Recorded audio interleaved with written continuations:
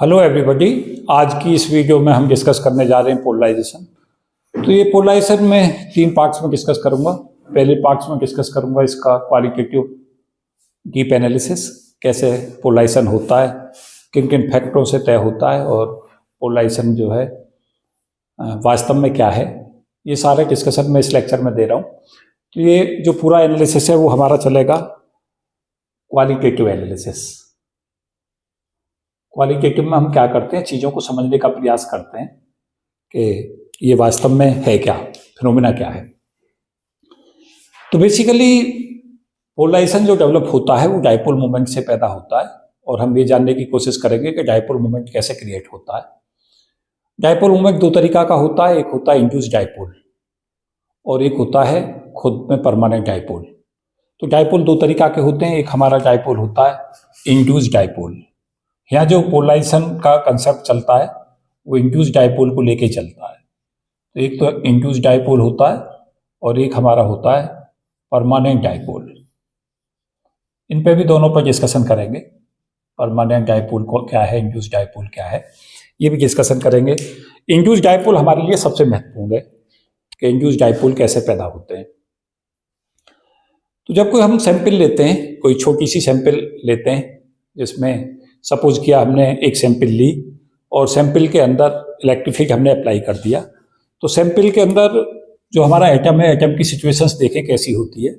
Atom जो होता है वो हमारा स्फेरिकल सिमेट्रिक होता है। एटम में होते हैं न्यूट्रॉन और प्रोटॉन, और न्यूट्रॉन प्रोटॉन के साथ साथ होते हैं इलेक्ट्रॉन्स। पहली ऑर्बिट में 2 इलेक्ट्रॉन होते हैं। 2n² से इसकी फिलिंग को समझा सकते हैं। इस तरीका से इसका स्ट्रक्चर बना लें बोर थ्योरी के हिसाब से। पहली ऑर्बिट में 2 इलेक्ट्रॉन, दूसरी ऑर्बिट के अंदर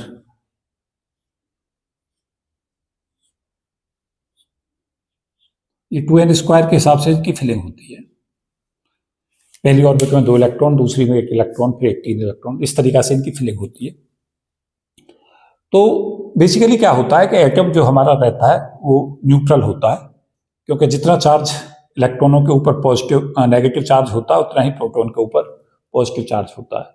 तो एटम जो होता है उस नेचर की जो है, एटम की नेचर जो है वो कैसी है, एटम हमारा न्यूट्रल है। लेकिन न्यूट्रल होने का मतलब ये नहीं है कि जीरो चार्ज है। Sum of charge is zero. Atom का चार्ज सम ऑफ जीरो क्यों है? क्योंकि इसके अंदर Q इलेक्ट्रॉन का भी है और Q प्रोटॉन का है। इलेक्ट्रॉन का चार्ज प्लस प्रोटॉन का चार्ज वो शून्य है। तो जितने न्यूक्लियस के अंदर प्रोटॉन होते हैं उतने ही बाहर की ऑर्बिटों में इलेक्ट्रॉन घूमते हैं। अब बेसिकली होता है क्या है, ये एटम न्यूट्रल है। अब हमें समझना इस चीज को है कि क्या इस एटम का न्यूट्रल होने का मतलब ये है कि ये डाइपोल मोमेंट पैदा करेगा या नहीं करेगा। तो डाइपोल मोमेंट हमारा होता कैसे है, कैसे क्रिएट होता है, डाइपोल हम कैसे डिफाइन करते हैं। डाइपोल हमारा ऐसा डिफाइन होता है कि हम 2 चार्ज लें, एक चार्ज हमारा प्लस Q चार्ज हो और एक चार्ज हमारा माइनस Q हो, और इन दोनों चार्जों के बीच में सेपरेशन हो। सपोज क्या सेपरेशन 2a है, तो डाइपोल मोमेंट डिफाइन होता है P = Q × 2a। ये डाइपोल मोमेंट की डेफिनेशन है कि अगर हमारे पास 2 चार्ज हैं, एक चार्ज पॉजिटिव चार्ज है, एक चार्ज नेगेटिव चार्ज है, उनके बीच में सर्टेन सेपरेशन है, मान लो सर्टेन सेपरेशन 2a है, तो जो हमारा डाइपोल मोमेंट डिफाइन होता है P = Q × 2a। Positive charge लेते हैं और इन दोनों के बीच का सेपरेशन लेते हैं। अब अगर हमारा एटम ये इस फॉर्म में हम देख रहे हैं, तो ये एटम स्फेरिकल सिमेट्रिक है। स्फेरिकल सिमेट्रिक का मतलब क्या है? स्फेरिकल सिमेट्रिक का मतलब ये है कि इलेक्ट्रॉन का डिस्ट्रीब्यूशन न्यूक्लियस के रेस्पेक्टली इधर, अगर हमको इसको रेफरेंस पॉइंट माने तो इधर चार्ज और इधर चार्ज, इस लाइन को रेफरेंस पॉइंट माने ऊपर चार्ज और नीचे चार्ज। ये इंस्टेंटेनियस हो सकता है, ज़्यादा कम हो रहे हों, लेकिन एवरेज तौर पे कंट्रीब्यूशन दोनों तरफ से जो है वो फिक्स है, बराबर आ रहा है, इधर से भी और इधर से भी। इसी तरीका से इधर से और इधर से इलेक्ट्रॉनों का डिस्ट्रीब्यूशन चार्ज का सेम आ रहा है। तो इनकी सेंटर ऑफ ग्रेविटी जो होगी चार्ज की वो सेम होगी। मीन्स जो हमारा प्रोटॉन है उनकी सेंटर ऑफ ग्रेविटी भी सेंटर पे होगी, और जो इलेक्ट्रॉन ये घूम रहे हैं इनकी सेंटर ऑफ ग्रेविटी भी यही होगी। तो CG जो है वो दोनों सेंटर ऑफ ग्रेविटी जब तक हमने इलेक्ट्रिक फील्ड अप्लाई नहीं किया है तब तक दोनों की सेंटर ऑफ ग्रेविटी क्या होती है, एक ही पॉइंट के ऊपर कोइंसाइड करती है, एक ही पॉइंट पर रहती है।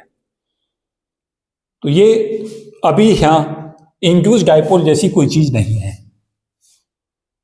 अब इंड्यूस्ड डाइपोल कैसे डेवलप होगा उसको समझना है। इंड्यूस्ड डाइपोल के लिए हमें क्या करना पड़ेगा, इसके ऊपर एक्सटर्नल इलेक्ट्रिक फील्ड हम अप्लाई कर देंगे। ये दिख तो रहा है जैसे इसके ऊपर लगा रहे हैं, लेकिन ये बेसिकली जो जहां पर हमारी सैंपल होती है उसके परपेंडिकुलर इलेक्ट्रिक फील्ड ऐसे लगा देते हैं। जैसे हम इलेक्ट्रिक फील्ड अप्लाई करते हैं तो इलेक्ट्रिक फील्ड के कारण फोर्स लगता है। जब भी चार्ज होगा और चार्ज की वैल्यू फाइनाइट होगी तो उसके ऊपर बेसिकली फोर्स लगेगा, और फोर्स जो होता है वो Q इंटू ई होता है। तो फोर्स जो हमारा अप्लाई होगा वो फोर्स की जो वैल्यू यहाँ पे होगी, वो फोर्स जो होगा वो होगा Q इंटू ई। और उसके अलावा अगर हम देखें कि ये चार्ज हमारे दो तरीका के हैं, पॉजिटिव चार्ज भी है और नेगेटिव चार्ज है, तो फोर्स दो तरीका के लगेंगे यहाँ। ये प्रोटॉन पर जो फोर्स लगेगा वो तो फोर्स प्रोटॉन पे, तो फोर्स की जो वैल्यू होगी वो इधर की तरफ अप्लाई होगा Q इंटू ई, और Q होगा E इलेक्ट्रॉनिक चार्ज इंटू ई। ये E माइनस में नहीं लेना है, E यहाँ पे मैग्नीट्यूड लेना है, क्योंकि E जो होता है प्रोटॉन का वो पॉजिटिव E होता है। तो फोर्स कितना लगेगा, E इंटू ई, और E क्या है, जो इलेक्ट्रिक फील्ड अप्लाई हो रहा है। अब एक्सीलरेशन कितना लगेगा इसमें, F का हम फॉर्मूला दूसरा जानते हैं, F is equal to m a. तो ये हमारा इजिकल टू हो जाएगा E इंटू ई। तो एक्सीलरेशन यहां से हमें जो ऑब्टेन हो जाएगा वो होगा E अपॉन एम। तो इसके चलते क्या होगा कि जो ये प्रोटॉन है एक्सीलरेट होंगे इधर की तरफ, लेकिन ऐसा नहीं है कि इस न्यूक्लियस को ये छोड़ कर जाने वाले हैं। जैसे ही एक्सीलरेट होंगे और ये अपनी पोजीशन को छोड़कर राइट की तरफ को शिफ्ट होंगे, इनकी सेंटर ऑफ ग्रेविटी राइट की तरफ को शिफ्ट होगी, तो तुरंत से रेस्टोरिंग फोर्स काम करने लगेगा। और रेस्टोरिंग फोर्स क्या कोशिश करेगा, रेस्टोरिंग फोर्स उसे जो जिस स्टेट में वो था उसी में लाने का प्रयास करेगा। तो यहाँ पे रेस्टोरिंग फोर्स भी पिक्चर में आएगा। नहीं तो पता है क्या होगा कि अगर फोर्स एक तरफ को लगता रहा तो ये एक्सीलरेट होना शुरू हो जाएगा। लेकिन जब भी कोई चीज एक्सटर्नल इन्फ्लुएंस के कारण डिस्टर्ब की जाती है तो वहां पर रेस्टोरिंग फोर्स पिक्चर में आता है। और रेस्टोरिंग फोर्स क्या करने की कोशिश करता है, रीस्टोर करने की कोशिश करता है, जैसा सिस्टम था उसी पोजीशन में लाने की कोशिश करता है। तो यहाँ पे क्या होगा, एक इंटरनल इलेक्ट्रिक फील्ड डेवलप हो जाएगा। अभी मैं उसको भी समझा रहा हूं कैसा होगा। तो यहाँ पे जैसे ये प्रोटॉन इधर की तरफ को शिफ्ट होंगे और इलेक्ट्रॉन यहाँ पे समझने की कोशिश करें, एक्सीलरेशन इलेक्ट्रॉन में भी होगा। इलेक्ट्रॉन में एक्सीलरेशन होगा माइनस E अपॉन एम, क्योंकि इलेक्ट्रॉन पर चार्ज कैसा है, माइनस। तो वो इधर की तरफ को एक्सीलरेट होंगे और जो प्रोटॉन है वो इधर की राइट की तरफ को। तो इलेक्ट्रिक फील्ड के अलोंग एक्सीलरेशन जो होगा वो किस में होगा, वो होगा हमारा प्रोटॉन के अंदर, और इलेक्ट्रॉन जो होंगे वो इलेक्ट्रिक फील्ड की जस्ट अपोजिट दिशा में इधर की तरफ आएंगे। अब इनकी सेंटर ऑफ ग्रेविटी, प्रोटॉन की सेंटर ऑफ ग्रेविटी तो इधर की तरफ को शिफ्ट हो जाएगी थोड़ी सी, और इलेक्ट्रॉन की सेंटर ऑफ ग्रेविटी थोड़ी ज्यादा शिफ्ट होगी। ऐसा क्यों होगा, क्योंकि इलेक्ट्रॉन हल्का है, इलेक्ट्रॉन लाइटर है। तो सेंटर ऑफ ग्रेविटी पहले कहां थी, जब तक इलेक्ट्रिक फील्ड अप्लाई नहीं किया था सेंटर पर थी। अब थोड़ी सी प्रोटॉन की राइट को शिफ्ट हो गई इलेक्ट्रिक फील्ड के कारण, और जो इलेक्ट्रॉन है वो इलेक्ट्रॉन का क्लाउड इधर की तरफ उनकी सेंटर ऑफ ग्रेविटी शिफ्ट हो गई। अब ये बेसिकली जो इलेक्ट्रॉन है ये यहां ना होकर थोड़ी से इधर की पोजीशन की तरफ को मोशन करेंगे। तो यहां पे हमारे पास में सेंटर ऑफ ग्रेविटी शिफ्ट हो जाएगी, जो हमारे इलेक्ट्रॉन है उनकी लेफ्ट की तरफ और प्रोटॉनों की राइट की तरफ। तो चार्ज का शिफ्ट हम सिस्टम को कैसे शिफ्ट मान लेंगे कि नेगेटिव चार्ज जैसे हमारा यहाँ शिफ्ट हो गया हो और पॉजिटिव चार्ज हमारा इधर की तरफ शिफ्ट हो गया हो, और इनके बीच में एक सर्टेन सेपरेशन पैदा हो जाएगा। इसको कुछ देर के लिए डी मान लेते हैं। ये पॉजिटिव किसके कारण है, ये पॉजिटिव क्या है, इस प्रोटॉन का सेंटर ऑफ ग्रेविटी जो इधर की तरफ को शिफ्ट हुई है वो यहाँ पे पॉजिटिव से दिखाया गया है, और जो ये इलेक्ट्रॉन है जो इधर की तरफ को शिफ्ट हुए हैं वो हमारा नेगेटिव से दिखाया गया है। अभी डाइपोल बन गया। कैसे डाइपोल बना, कि ये पॉजिटिव चार्ज है और ये नेगेटिव चार्ज है, दोनों के बीच में सेपरेशन पैदा हो गया। ये अब इससे एक इलेक्ट्रिक फील्ड डेवलप हो जाएगा। इससे इलेक्ट्रिक फील्ड क्यों डेवलप हो जाएगा, ये पॉजिटिव चार्ज है तो इसके कारण लाइन ऑफ फोर्स इधर की तरफ आएंगी, और नेगेटिव चार्ज है तो इसके कारण भी लाइन ऑफ फोर्स इधर को आएंगी, तो एक इलेक्ट्रिक फील्ड इधर को डेवलप हो जाएगा। इस इलेक्ट्रिक फील्ड के अपोजिट, इस इलेक्ट्रिक फील्ड को हम क्या कहेंगे? EI, internal electric field. इसको हम क्या कहते हैं? EI, internal electric field. मैं एक बार फिर से समझाऊंगा पूरा, इसको आपको समझना है। जब अगर आपकी पूरी ये समझ में आ जाएगा तो फिर ये पोलराइजेशन आपके लिए आसान है समझना। इसलिए इस लेक्चर में मैंने केवल और केवल क्वालिटेटिव एक्सप्लेनेशन रखा है, कुछ और नहीं पढ़ाऊंगा, केवल इसकी एक्सप्लेनेशन ही समझाऊंगा। पूरा कैसे पैदा होता है, किन किन फैक्टरों पर निर्भर करता है, और इस पर आगे जो मैथमेटिक्स डेवलप करूंगा, फिर नेक्स्ट वीडियो में अप्लाई की प्रॉब्लम्स लूंगा, क्या क्या क्वेश्चन इस पर आते हैं। तो इस लेक्चर में तो केवल डिस्कशन ही इस पर चलेगा कि आप इसका डीप एनालिसिस करके समझें कि वास्तव में है क्या, कैसे डेवलप होकर आता है। तो समझना आपको क्या है? समझना यह है कि जब हमारा पूरा का पूरा एटम हम देखते हैं तो एटम जनरली स्फेरिकल शेप का होता है, और उसके अंदर क्या होता है? न्यूक्लियस में न्यूट्रॉन और प्रोटॉन होते हैं, और न्यूट्रॉन और प्रोटॉनों के चारों तरफ इलेक्ट्रॉन रिवॉल्व करते हैं। उनकी सेंटर ऑफ ग्रेविटी जो है वो सेंटर से पास होती है, नेगेटिव चार्ज की भी और पॉजिटिव चार्ज की भी। जैसे ही हम इलेक्ट्रिक फील्ड अप्लाई करते हैं तो इलेक्ट्रिक फील्ड अप्लाई करते ही फोर्स लगना शुरू हो जाता है, इसके ऊपर प्रोटॉनों पे और इलेक्ट्रॉनों पे। उन पे जो फोर्स लगता है वो अपोजिट दिशा में लगता है। क्यों? क्योंकि इलेक्ट्रिक फील्ड जो प्रोटॉन पे लगेगा, क्योंकि इलेक्ट्रॉन और प्रोटॉन पर चार्ज अपोजिट है, तो प्रोटॉन पे पॉजिटिव चार्ज है, इलेक्ट्रिक फील्ड ये हमारा पॉजिटिव चार्ज है, इलेक्ट्रिक फील्ड इधर लग रहा है तो ये इधर की तरफ को शिफ्ट करेगा प्रोटॉन का सेंटर ऑफ ग्रेविटी। ये इलेक्ट्रॉन है, नेगेटिव चार्ज है इनके ऊपर, लेकिन इलेक्ट्रॉन लाइटर है, तो इलेक्ट्रॉन की सेंटर ऑफ ग्रेविटी ज्यादा शिफ्ट होगी इधर की तरफ। दोनों बराबर शिफ्ट नहीं होंगे। क्यों? क्योंकि एक्सेलरेशन का फॉर्मूला E/m में फोर्स तो सेम है, लेकिन मास हल्का है इलेक्ट्रॉन का, तो ये ज्यादा एक्सेलरेट होगा, मींस ये अपनी पोजीशन को तेजी के साथ इधर की तरफ छोड़ेगा। अब रेस्क्यूइंग फोर्स कैसे डेवलप हुआ? इसी में फिजिक्स आ गई रेस्क्यूइंग फोर्स की भी, अगर आप समझने का प्रयास करें। रेस्क्यूइंग फोर्स क्या करेगा? रेस्क्यूइंग फोर्स में एक इंटरनल इलेक्ट्रिक फील्ड डेवलप हो गया। इंटरनल इलेक्ट्रिक फील्ड क्या करेगा? जो एक्सटर्नल इलेक्ट्रिक फील्ड है उसके अपोजिट दिशा में काम करेगा। क्यों? क्योंकि जो प्रोटॉन है उनकी सेंटर ऑफ ग्रेविटी इधर को शिफ्ट हुई है, इलेक्ट्रॉन की इधर की तरफ शिफ्ट हुई है, तो ये हमारा डाइपोल बन गया। अब इस डाइपोल में देखें इलेक्ट्रिक फील्ड कैसे डेवलप होगा। ये पॉजिटिव चार्ज है तो पॉजिटिव चार्ज से इलेक्ट्रिक फील्ड इधर की तरफ आएगा, नेगेटिव चार्ज है उसके कारण भी इधर की तरफ आएगा, और ये जो एक्सटर्नल फील्ड था वो इसका E और EI, ये इंटरनल इलेक्ट्रिक फील्ड हो गया। ये दोनों एक दूसरे के अपोजिट है। अगर ये फोर्स काम ना करेगा तो क्या होगा? एक वक्त आता है, बहुत ही डीप कंसेप्ट बता रहा हूं, dielectric breakdown. Dielectric breakdown concept आता है, और डाइलेक्ट्रिक ब्रेकडाउन क्या आता है कि अगर हम एक्सटर्नल इलेक्ट्रिक फील्ड की स्ट्रेंथ को बढ़ाते चले जाएं तो एक समय ऐसा आ जाएगा कि पॉजिटिव और नेगेटिव चार्ज जो इनकी सेंटर ऑफ ग्रेविटी से जो अटैच हैं वो ही ब्रेक हो जाएगा पूरा का पूरा। पॉजिटिव चार्ज एक तरफ को शिफ्ट हो जाएगा पूरा का पूरा, और नेगेटिव एक तरफ को। उसको हम बोलते हैं डाइलेक्ट्रिक ब्रेकडाउन। तो डाइलेक्ट्रिक ब्रेकडाउन वोल्टेज एक ऐसा वोल्टेज है कि वो हमारा मैक्सिमम वोल्टेज स्ट्रेंथ बता देता है कि हम कितना इस पर ज्यादा से ज्यादा अप्लाई कर सकते हैं, जिससे क्या हो, पॉजिटिव और नेगेटिव चार्ज अलग सेपरेट ना हो। तो डाइलेक्ट्रिक ब्रेकडाउन वोल्टेज जो है वो लिखा हुआ होता है, मैकेनिज्म में लिखा होता है।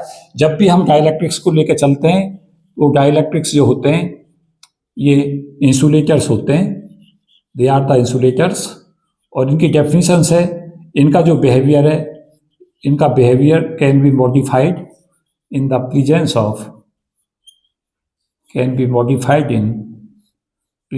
Electric field. पोलराइजेशन डाइलेक्ट्रिक से ही जुड़ा हुआ है। पोलराइजेशन हम किस में देख रहे हैं? डाइलेक्ट्रिक्स में।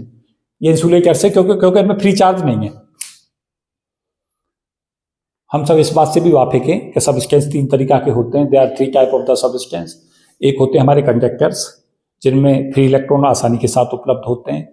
एक हमारे होते हैं इंसुलेटर्स, जिनमें फ्री इलेक्ट्रॉन्स आसानी से उपलब्ध नहीं होते।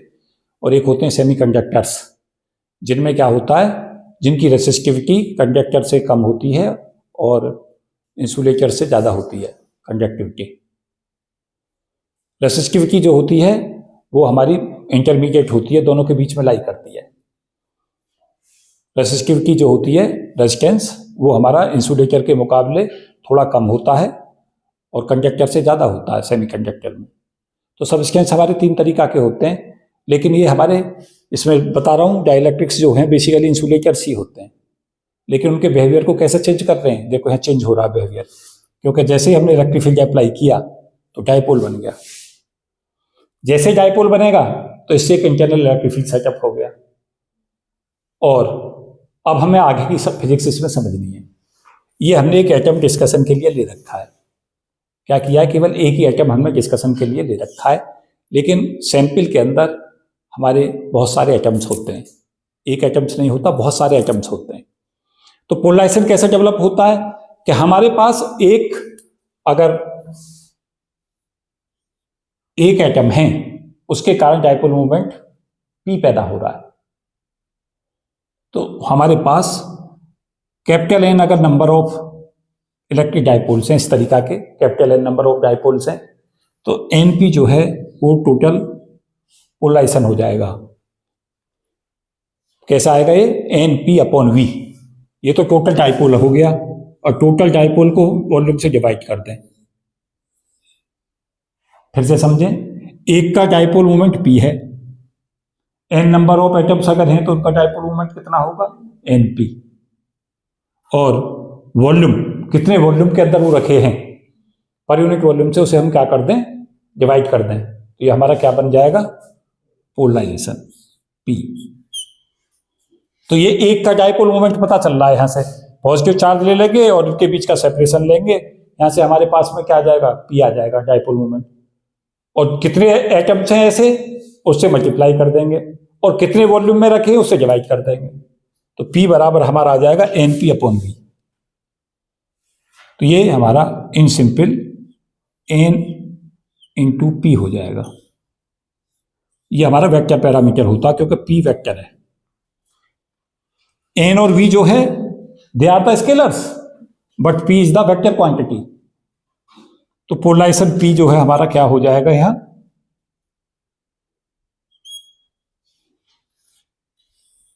तो पोलराइजेशन की डेफिनेशन क्या होगी बच्चों, यहां से जितने हमारे पास में एटॉमिक डाइपोल्स हैं, उन डाइपोलों के कारण डाइपोल मोमेंट ले लें और उसे उसके वॉल्यूम से डिवाइड कर दें, तो हमारे पास पोलराइजेशन आ जाएगा P।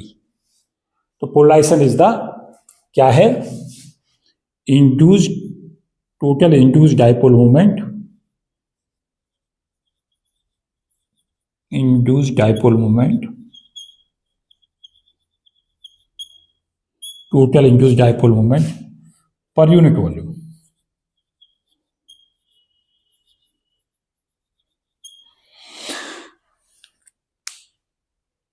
तो स्मॉल n क्या हो गए हैं, स्मॉल n हो गए नंबर ऑफ एटॉमिक डाइपोल्स पर यूनिट वॉल्यूम, N/V। तो ये हमारे पास में क्या मिला, हमें total induced dipole moment per unit volume हमारे पास कैलकुलेट हो गया। अब हमारे पास महत्वपूर्ण बात है क्या, जो हमें समझनी है और जो हमारे लिए सबसे ज्यादा महत्वपूर्ण है।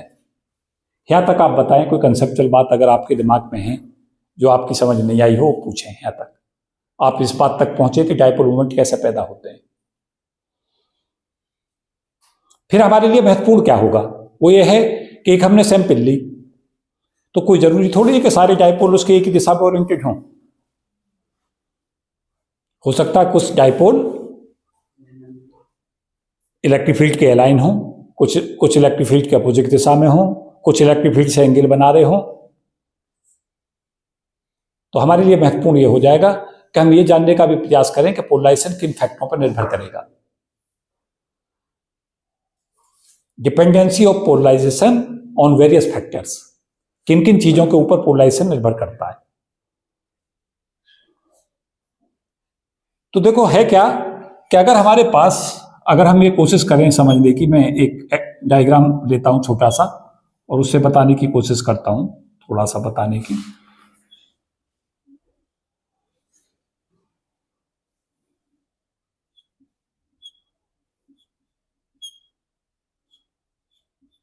आपको कंसेप्ट समझने हैं केवल, इसमें पूरे लेक्चर में केवल मैं कंसेप्ट ही सिखा रहा हूं, तो उनको समझने की कोशिश करो। एक डायग्राम मैंने ऐसा बनाया इसमें हम क्या देख रहे हैं कि डायपोल एक ही दिशा में अलाइन है, तो इसका डायपोल मोमेंट नेगेटिव से पॉजिटिव होगा, इधर इस दिशा में होगा, इसका भी नेगेटिव से पॉजिटिव होगा, वो भी इसी सेम दिशा में होगा, और नेगेटिव से पॉजिटिव इस दिशा में होगा। अब अगर हम इसका डायपोल मोमेंट लें, इसका डायपोल मोमेंट लें, इसका डायपोल मोमेंट लें और तीनों को ऐड कर दें, तो हमारे पास में इनका नेट डायपोल मोमेंट कैलकुलेट हो जाएगा। लेकिन ऐसा बिल्कुल जरूरी नहीं है कि डायपोल इसी तरीका से ओरिएंटेड हो सारे। ऐसा भी हो सकता है कि ये तो हमारे क्या हो गया, यहाँ P मैक्सिमम होगा पोलराइजेशन। आप कहेंगे सर मैक्सिमम क्यों होगा? क्योंकि यहाँ सिस्टम्स के जो डायपोल दिखाई जा रहे हैं वो सारे के सारे एक ही दिशा में अलाइन है। ऐसा नहीं है तीनों से, बाकी की नेचर भी हम कहें कि ऐसे ही है जैसे ये है, तो इसका मतलब क्या हुआ, सारे डायपोल एक ही दिशा में ओरिएंटेड हो गए। इसको कहते हैं सैचुरेशन पोलराइजेशन। एक ऐसी सिचुएशन होगी P maximum means saturation polarisation. इससे ज्यादा पोलराइजेशन नहीं हो सकता, क्योंकि अब डायपोल मोमेंट सबसे ज्यादा डायपोल मोमेंट मिलेगा हमें, जुड़ गए सारे। अब डायपोल मोमेंट सारे ऐड हो गए, तो डायपोल मोमेंट सारे ऐड हो गए और मैक्सिमम उनकी स्ट्रेंथ हो जाएगी जब सारे एक ही दिशा में अलाइन हो जाएंगे। और P मिनिमम कैसे हो, ये जो तीन दिखाए गए हैं, साथ साथ मैं ये भी कह रहा हूं कि सैंपल तीन से नहीं मिलकर बना होगा। ये कहा जा रहा है बाकी का सबका बिहेवियर भी इसी दिशा में है। तो क्या हो गया, सारे डायपोल मोमेंट, सारे डायपोल एक ही दिशा में ओरिएंटेड हो गए, तो सबका डायपोल मोमेंट ऐड हो जाएगा। सबका डायपोल मोमेंट ऐड हो जाएगा तो P मैक्सिमम हो जाएगा। और पोलराइजेशन क्या होता है, dipole moment per unit volume. जब डायपोल मोमेंट मैक्सिमम हो गया तो पोलराइजेशन भी मैक्सिमम हो गया। उसको हम बोल रहे होते हैं सैचुरेशन पोलराइजेशन। अब हमें ये देखना है कि कौन सा फैक्टर ऐसा है जो इन्हें एक ही दिशा में अलाइन करेगा। देखो सैंपल जब हम लेके चल रहे होते हैं, तो सैंपल जब हमारी बड़ी होती है तो कई बार क्या होता है कि जब हम डायपोलों को दिखाते हैं तो कई बार क्या होता है, तीन जैसे ये दिखा दिए। अब सैचुरेशन पोलराइजेशन ना होके अगर हम देखें कि जनरली होता क्या है, तो होता यह है कि सैचुरेशन पोलराइजेशन आसानी से नहीं मिलता। आप कहेंगे कि आसानी से क्यों नहीं मिलता, तो सबसे बड़ा दुश्मन जो है पोलराइजेशन का वो है तुम्हारा टेम्परेचर। टेम्परेचर क्या करता है, इनको रैंडम ओरिएंटेशन करता है। तो क्या हुआ, टेम्परेचर के कारण कुछ तो डायपोल हमारे हो गए एलाइन, और कुछ अब देखें हैं ये कैसा केस बन रहा है। अब देखें इस केस को और इस केस में अंतर। इस केस में क्या था, सारे एक ही दिशा में अलाइन थे। अब इसमें क्या हो रहा है कि दो डायपोल तो इस दिशा में जा रहे हैं, तो इन दोनों का तो डायपोल मोमेंट माइनस से प्लस ऐसे गया और इस माइनस प्लस में ऐसे गया, और इस वाले का माइनस प्लस से डायपोल मोमेंट इधर गया और इस माइनस प्लस का डायपोल मोमेंट ऐसे गया। और ऐसा भी हो सकता है कि कोई डायपोल यहां हो और ये इस तरीका से हो, तो इसका डायपोल मोमेंट ऐसे गया। अब इसमें और इसमें अंतर क्या देख रहे हैं, इसमें कुछ तो जो हमारा एक पर्टिकुलर डायरेक्शन है उसमें अलाइन है, और कुछ क्या देख रहे हैं इधर उधर की दिशाओं में ओरिएंटेड है। तो यहां पोलराइजेशन सैचुरेटेड नहीं होगा। यहां पोलराइजेशन क्या हुआ, इनके तो जुड़ जाएंगे इस दिशा में और इसके कंपोनेंट आएंगे। इस वाले का क्या आएगा, एक तो इधर को कंपोनेंट आएगा डायपोल मोमेंट का, और एक इसका परपेंडिकुलर जाएगा। तो यहां पोलराइजेशन सैचुरेटेड नहीं होगा, मैक्सिमम नहीं होगा। और ऐसा होता किसकी वजह से, रैंडमनेस जो पैदा होती है, रैंडमनेस का जो कारण है वो है हमारा, इन्हें चारों तरफ को जो फैलाता है वो है टेम्परेचर। क्योंकि टेम्परेचर क्या प्रोवाइड करता है, thermal kinetic energy. This provides the thermal kinetic energy. और थर्मल काइनेटिक एनर्जी से क्या होगा, वो रैंडम दिशा में भागेंगे, और रैंडम दिशा में भागेंगे तो क्या होगा, डायपोल मोमेंट्स उनके जो होंगे वो एक ही दिशा में अलाइन नहीं हो पाएंगे। तो क्या सीख रहे हो कि टेम्परेचर से रैंडमनेस आती है, और टेम्परेचर अगर हमारा इंक्रीज होता है तो रैंडमनेस बढ़ती है, और रैंडमनेस से पोलराइजेशन डायपोल मोमेंट की वैल्यू क्या होगी, कम होगी। डायपोल मोमेंट कम हो जाएगा क्योंकि सारे एक ही दिशा में अलाइन ना होकर रैंडम फैलेंगे, और जिसके चलते पोलराइजेशन पर क्या प्रभाव पड़ेगा, घट जाएगा। इस चीज को सबसे पहले समझना है। तो दुनिया के जितने भी फॉर्मूले हैं डायपोल के लिए, उसमें आपको ये पता चलेगा कि टेम्परेचर के राइज करने पर सदा जो डायपोल मोमेंट है उसकी वैल्यू घटेगी जब टेम्परेचर राइज होगा, और पोलराइजेशन की जो वैल्यू है वो कम होगी। इस पी में और इस पी में अंतर समझ रहे हो? ये पी पोलराइजेशन के लिए है, जब ऐसे बनाए ये डायपोल मोमेंट के लिए, और जब ऐसे पी बनाए तो ये पोलराइजेशन के लिए। तो ये यहाँ पोलराइजेशन को है, ये डायपोल मोमेंट है। जब डायपोल मोमेंट घटा तो पोलराइजेशन घटा, क्योंकि dipole moment per unit volume ही क्या है, वो पोलराइजेशन है।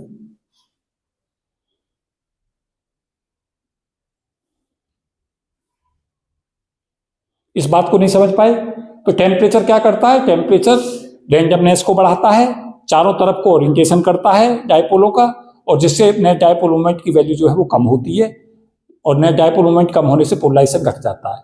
तो जो हमारे टेम्परेचर की डिपेंडेंसी है, उस टेम्परेचर की डिपेंडेंसी में हम ये कह सकते हैं कि टेम्परेचर के राइज करने पे पोलराइजेशन जो है, टेम्परेचर बढ़ेगा तो पोलराइजेशन कम होगा, डायपोल मोमेंट कम होगा। अब देखते हैं इलेक्ट्रिक फील्ड का क्या प्रभाव पड़ेगा। ई दो फैक्टर्स हमारे लिए सबसे महत्वपूर्ण है। इंटरव्यू में डिस्कस होता है टेम्परेचर का असर समझाइए, आप इसी चीज को समझाएं। और दूसरी चीज जो बहुत ही महत्वपूर्ण है वो है इलेक्ट्रिक फील्ड का इम्पैक्ट। इलेक्ट्रिक फील्ड क्या असर देगा?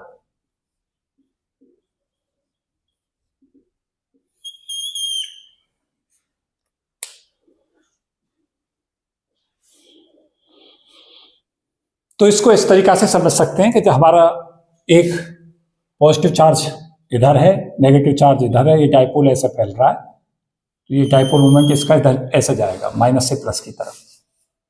आपने इस पे इलेक्ट्रिक फील्ड लगा दिया ऐसे, ई, ये इलेक्ट्रिक फील्ड लगेगा, और इस फोर्स इधर की तरफ लगेगा पॉजिटिव चार्ज पे, ये पॉजिटिव चार्ज है, ये नेगेटिव चार्ज है, और इस पे फोर्स इधर की तरफ लगेगा। क्यों? क्योंकि एक चार्ज पॉजिटिव है, इलेक्ट्रिक फील्ड आपने इधर की तरफ अप्लाई किया है, तो ये पॉजिटिव चार्ज को इधर की तरफ आगे की तरफ बढ़ाएगा, और नेगेटिव चार्ज को इधर की तरफ, क्योंकि फोर्स का फॉर्मूला होता है Q इंटू ई। तो चार्ज पॉजिटिव है, इलेक्ट्रिक फील्ड उसी दिशा में लग रहा है, तो फोर्स उसी दिशा में लगेगा जिधर इलेक्ट्रिक फील्ड था, और इलेक्ट्रिक फील्ड जिधर लग रहा है नेगेटिव चार्ज पर, फोर्स उसकी अपोजिट दिशा में लगेगा। तो इसके कारण बच्चों क्या होगा, अगर यहाँ पर हम एक एंगल थीटा ले लें और ये डिस्टेंस 2a ले लें, तो ये टॉर्क लगाएगा। क्या होगा? टॉर्क अप्लाई होगा। ये क्या करने की कोशिश करेगा? इस पॉजिटिव चार्ज को इधर की तरफ लाने की और नेगेटिव चार्ज को इधर लाने की। तो ये इस पॉजिटिव चार्ज को इधर लाने की कोशिश करेगा, नेगेटिव चार्ज को इसमें अलाइन करने की कोशिश करेगा। टॉर्क लगाएगा ये, और टॉर्क से क्या होगा? इलेक्ट्रिक फील्ड की तरफ को अलाइन करने की कोशिश करेगा डायपोल को, और जब वो डायपोल इलेक्ट्रिक फील्ड की तरफ को अलाइन होने की कोशिश करेंगे, ये तो एक समझाने के लिए ले रखा हमने, ऐसे हमारे पास में बहुत सारे होंगे। जब ये ऐसे बहुत सारे होंगे डायपोल, और वो सारे के सारे इलेक्ट्रिक फील्ड जब अप्लाई होगा उसमें अलाइन करने की कोशिश करेंगे, तो डायपोल ओरिएंटेड हो जाएगी इलेक्ट्रिक फील्ड की तरफ, जिसके चलते क्या होगा? उनके डायपोल मूवमेंट आपस में ऐड होने लगेंगे, और डायपोल मूवमेंट बढ़ने लगेगा, क्योंकि उनका सबका डायपोल मूवमेंट एक ही दिशा में ओरिएंटेड होने का प्रयास करेगा। जब इलेक्ट्रिक फील्ड जिधर की दिशा में है उधर कोई ओरिएंटेशन हो गया, तो हमारा पोलराइजेशन बढ़ गया। तो ई के राइज करने से, ई हमने बढ़ाया तो ई से टॉर्क बढ़ा। टॉर्क ने क्या बढ़ा दिया? टॉर्क ने पी को, डायपोलों को ओरिएंटेड कर दिया, ई की दिशा में ओरिएंटेड करने का प्रयास किया। देखो फिर से समझा रहा हूं, पॉजिटिव चार्ज ऐसे अलाइन करने की कोशिश करेगा इलेक्ट्रिक फील्ड से, और नेगेटिव को ऐसे टॉर्क घुमाने की कोशिश करेगा, ये इसे इधर की तरफ घुमाने की कोशिश करेगा। तो ये अलाइन होने का प्रयास है इलेक्ट्रिक फील्ड के कारण, और ये हमारा बहुत ज्यादा होगा तो ये अलाइन हो जाएगा। तो अगर हम सबको एक ही दिशा में अलाइन कर दें तो हमारा डायपोल मोमेंट जो है वो बढ़ जाएगा, और डायपोल मोमेंट सबके ऐड हो जाएंगे एक ही दिशा में, तो उससे पोलराइजेशन बढ़ जाएगा। तो ई के बढ़ाने से टॉर्क बढ़ता है, क्योंकि टॉर्क का फॉर्मूला पढ़ा होगा आप लोगों ने, टॉर्क जो होता है वो P क्रॉस ई होता है। तो P तो है फिक्स है, इलेक्ट्रिक फील्ड आप बढ़ा रहे हैं तो टॉर्क बढ़ेगा। टॉर्क ने क्या करेगा? अलाइन करने की कोशिश करेगा। अलाइन करते ही जो हमारा ओरिएंटेशन है वो कैसा हो जाएगा, ओरिएंटेशन एलाइन अलोंग ई, डायपोल मोमेंट ओरिएंटेड हो जाएंगे अलोंग ई, और ई अलाइन होने के बाद में क्या होगा, इनका पी बढ़ जाएगा, डायपोल मोमेंट ई की दिशा में अलाइन हो जाएगा और पोलराइजेशन राइज हो जाएगा।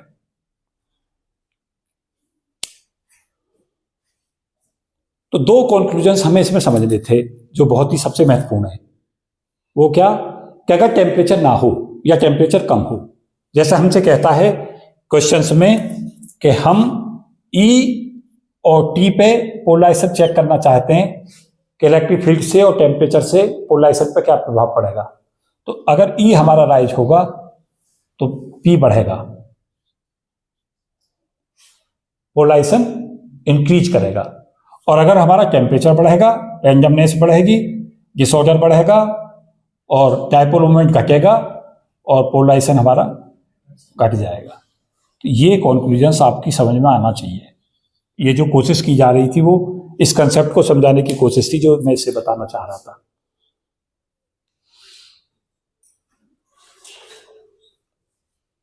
अब यहाँ तक बताएं कि ये बात समझ आती है या नहीं आती।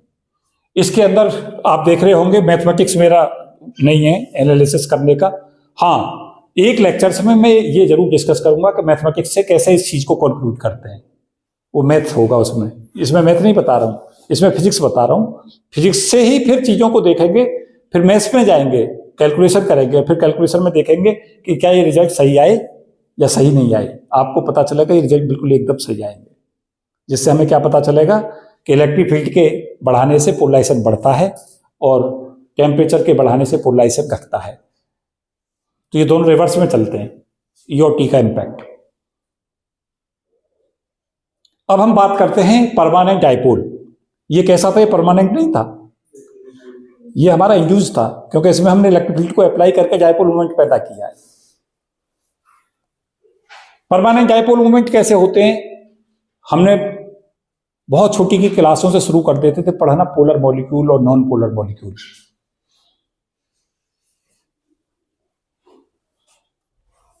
मैं थोड़ा सा स्पेस बनाता हूं यहां।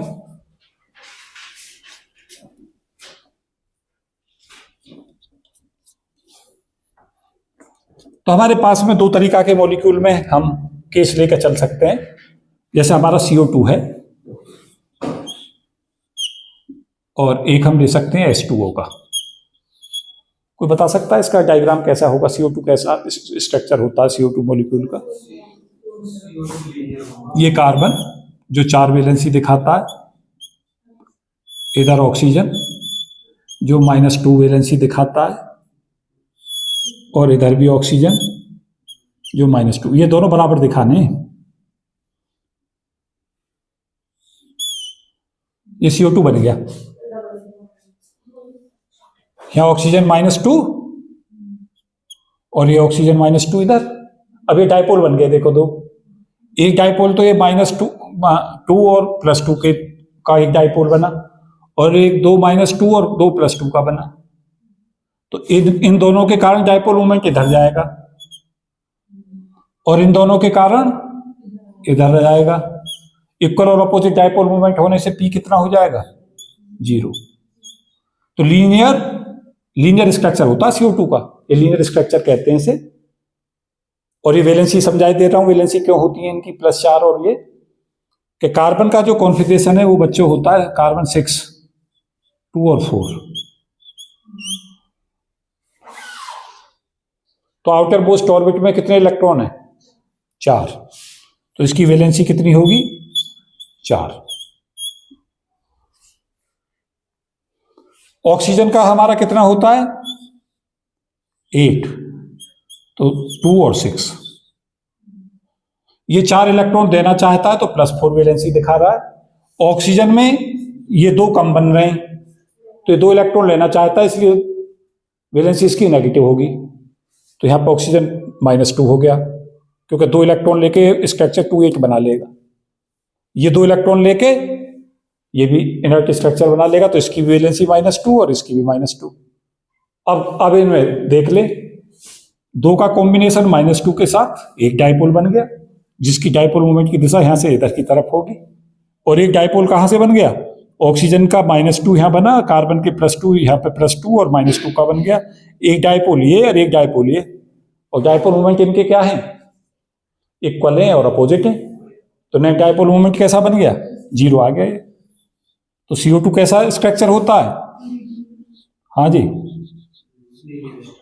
लीनियर होता है, नॉन पोलर कहते हैं इसे, क्योंकि इसमें डायपोल मोमेंट फाइनाइट नहीं आया।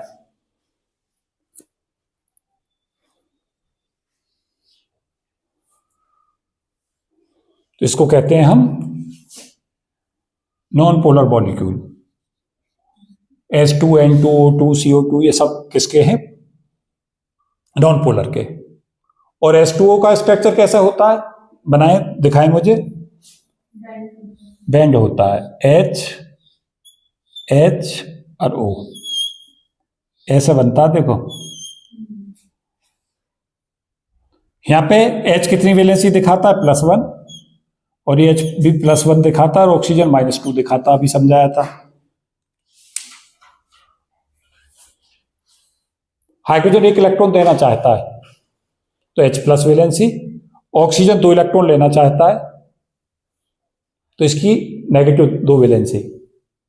पता होगी आप लोगों को कि वैलेंसी किससे तय होती है, इलेक्ट्रॉनों को रिसीव करने से या देने से।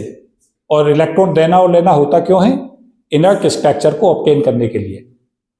कोई भी इनर्ट स्ट्रक्चर को ऑब्टेन करना चाहता है जिससे वो स्टेबलाइज हो जाए। पूरी दुनिया की सारी प्रोसेस क्यों होती हैं, स्टेबलाइज होने के लिए। तो ऑक्सीजन के का कॉन्फ़िगरेशन है 8, पहली ऑर्बिट में 2 इलेक्ट्रॉन, दूसरी में 6 इलेक्ट्रॉन। तो इनर्ट स्ट्रक्चर कब बने, जब 2 इलेक्ट्रॉन वो ले लेने का मतलब माइनस, तो -2 वैलेंसी। और हाइड्रोजन 1 इलेक्ट्रॉन है, वो उसे देना चाहेगा तो उसकी वैलेंसी प्लस। तो एक डायपोल तो देखो ये बन गया, माइनस और प्लस का एक कॉम्बिनेशन यहां बना, एक डायपोल मोमेंट ये बन गया, एक माइनस और प्लस का ये बन गया। अब इनका डायपोल मोमेंट कटेगा नहीं, इसके कंपोनेंट ब्रेक हो जाएंगे, इसका एक कंपोनेंट तो इधर की तरफ आ जाएगा, एक इसका कंपोनेंट इधर आ जाएगा, और इधर वाले कंपोनेंट एक दूसरे को कैंसिल आउट कर देंगे, ये कट जाएंगे और ये जुड़ जाएंगे। तो डायपोल मोमेंट इसका फाइनाइट होगा H2O का, और इसलिए इसको हम क्या कहते हैं, पोलर मॉलिक्यूल।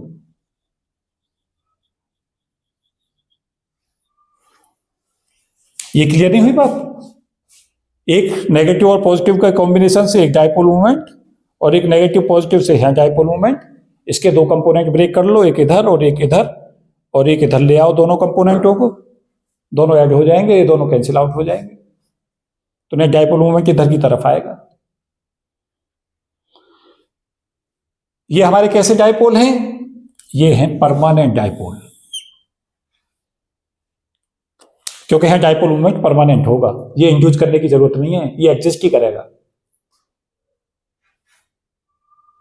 ये कैसा था, ये पैदा किया गया है इलेक्ट्रिक फील्ड को अप्लाई करके, ये बिगर इलेक्ट्रिक फील्ड के भी रहेगा। तो हमारे जो HCl, KCl, KBr, HBr ये जितने भी है ना, ये सारे आयोनिक क्रिस्टल होते हैं, और ये सारे के सारे हाँ पोलर होते हैं, इनका परमानेंट डायपोल मोमेंट एग्जिस्ट करता है।